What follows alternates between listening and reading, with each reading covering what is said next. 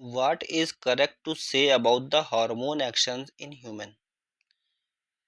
तो कौन सा जो हार्मोन एक्शन हो रहा है जो ह्यूमन के अंदर वो करेक्ट है, ये बताना है। स्टेटमेंट में हार्मोन्स एक्शंस के बारे में चीजें दे रखी हैं और कौन सा करेक्ट है वो बताना है। पहला जो ऑप्शन है वो कि glucagon is secreted by the beta cells, beta cells नहीं अल्फा सेल्स, ठीक है। तो यहीं पे ये गलत हो जाता है।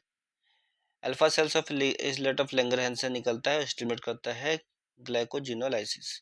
तो बीटा सेल्स जो लिखा हुआ था उसकी जगह अल्फा सेल्स होना चाहिए था, तो इस वजह से ये रॉन्ग स्टेटमेंट है क्योंकि गलत लिखा हुआ है।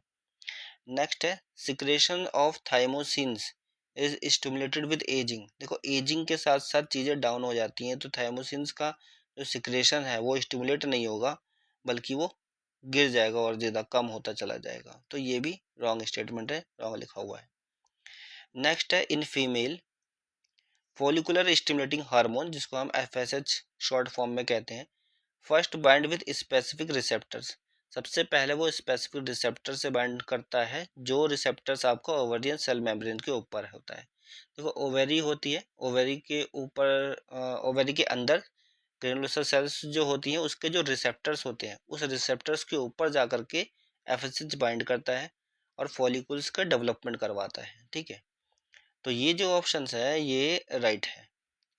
नेक्स्ट है follicular stimulating hormones stimulate the secretion of oestrogen and progesterones. देखो एस्ट्रोजन का ही सिक्रेशन करवाता है, प्रोजेस्टेरोन्स का सिक्रेशन नहीं करवाता है, ठीक है। तो ये स्टेटमेंट भी जो है वो रॉन्ग लिखा हुआ है।